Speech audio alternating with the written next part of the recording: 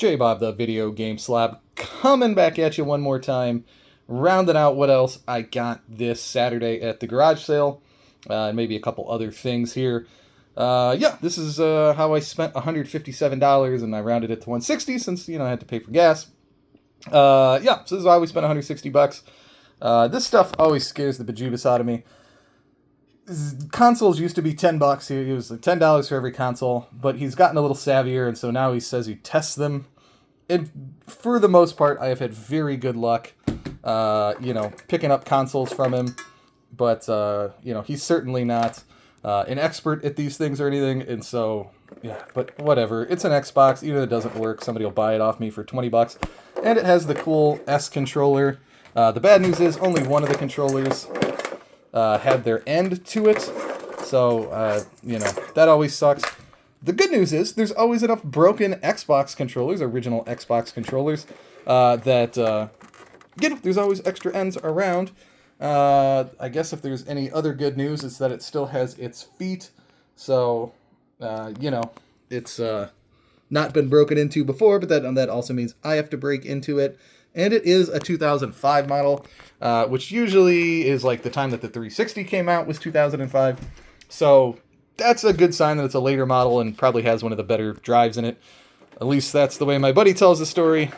I don't know. A pair of PS2 guitars that I'm sure definitely work. When you buy things bundled together in a rubber band, you always have the highest confidence in their quality. Yeah. Here's another dumb one. This was $7, but I was just kind of like, I agree to it, I guess. I don't know. I know there's like a ball, I think, that hangs off of this piece that if you have is like worth a lot of money. Obviously, there probably should be a piece here. There should probably be a piece here. But my hope was that for a 1979 Millennium Falcon that was at one point... had a bunch of masking tape around it. I don't know. Somebody would still give me at least $7 back. It's just the kind of thing that, I don't know. It's vintage, original, Mattel, Star Wars, and it's $7. So, I don't know. Maybe I'm crazy. Maybe I'm not.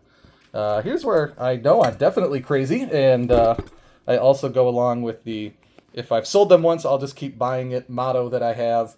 KitchenAid. Oh, that's super gross. There you go. KitchenAid stand mixer.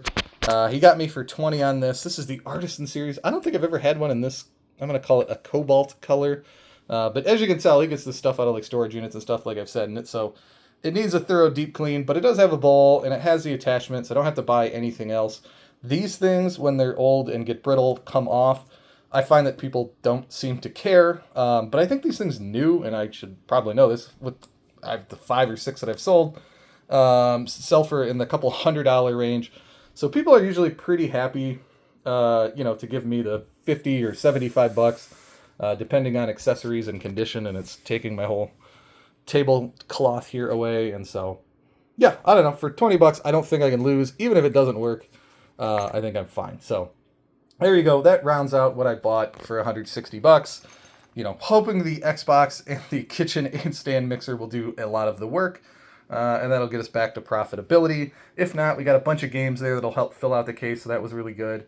And some other junk that are just fun to keep for myself, like a giant Mega Man plushie. So here we go. Stuff that comes into the video game store that the owner just does not care about, so he sends over to me. I always just think it's kind of funny to get these little disc cases. He gets a ton of them in. We throw most of them out. But I get so many loose discs, over the season, the garage sale season or other places, collection buying, that we don't have boxes for. We each keep empty boxes, try to match them up for each other as best as we can. But we always end up with a ton of loose discs. And so I have, I don't know, a dozen or more of like the giant ones of these like filled up. But whenever we get a cool quirky one, something like from Newegg.com, we try to use those and fill those up. So that'll be the next one. I think I have 10 to 20 more discs I can still stuff in my old one. And then whenever he gets, video games in the Blockbuster, and this is a good one actually, Star Wars, boxes, he always just gives them to me because they don't bring any premium for him. and I just love collecting old Blockbuster stuff. For a while, I did sell the games in these because they brought a premium, but I've kind of stopped doing that, so I don't know, maybe I have 2 dozen of these, 20, 30, something like that. I just think they're fun, so I keep them. I know, J-Bob, the video game slob, hoards dumb crap that probably isn't worth anything. Yeah, but this is what a collection is about, right? Doing you. So, I don't know. Let me know what's the dumbest thing you have in your collection down in the comments. And until next time, YouTube, J-Bob, the video game slob, over and out.